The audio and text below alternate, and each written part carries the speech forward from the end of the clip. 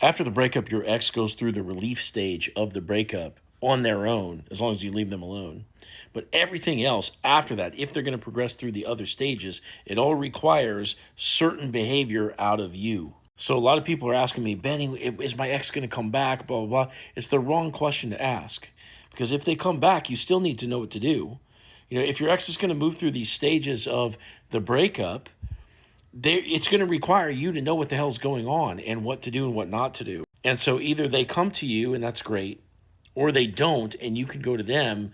And if you go to them, you can do the right things and still retain the power. Like I said, if Donald Trump were to call you right now, love him or hate him, is he going to be underneath you and beg you to be his friend just because he called you first? No, he's still going to act like the president.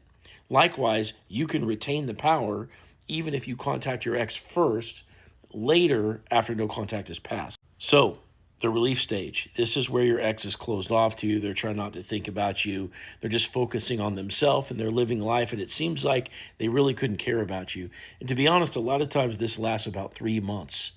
And you're not going to be able to tell that you'll even have a chance again.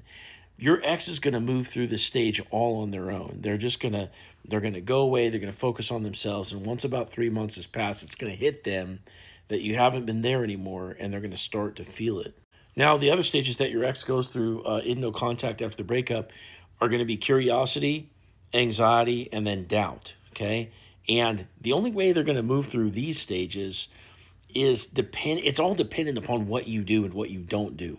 It is true that your ex will start to get curious about you all on your own as long as you've remained in no contact, okay? They'll start sniffing around. They'll start, doing little breadcrumbs or even coming to you, messaging you directly, right? And provided that you don't try harder than them as you're interacting and you don't make some of the common mistakes that everyone makes when they're talking to their ex again for the first time, they will continue to be curious. This is only if you allow them the space to be curious, which means that you can talk to them, you can answer their messages, but you're not going to respond to a meme that they post or, contact them because they watch your story, nothing like that. Put your effort level below theirs. That will allow them to remain curious. Likewise, as you're having shorter phone conversations or text sessions, you're retaining mystery. So again, more room for them to be curious. Now, how do they go from being curious to being anxious? Well, what they have to see is that you have this independently happy, fun, cool life that has continued on without them. And they need to be able to sense no lingering of you waiting around for them. Okay. In other words, they can't tell that you're still on their nuts. And if they can, there's no reason for them to be anxious, right? The only way they're going to get anxious is if they kind of subconsciously size up the fact that they're going to have to work to get your attention. Now, they're not just going to accept anxiety. They're going to start to do things to try to draw you in. They're going to talk to you more. They're going to ask you who you've been dating and blah, blah, blah. They're going to do all this stuff. And this is where they're going to put the pressure on you. You need to be able to, you got to withstand the fire. Okay?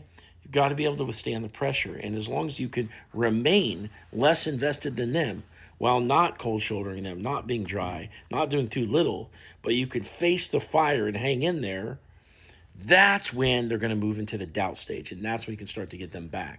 This process is very knowledge intensive. You have got to know what to do and what not to do.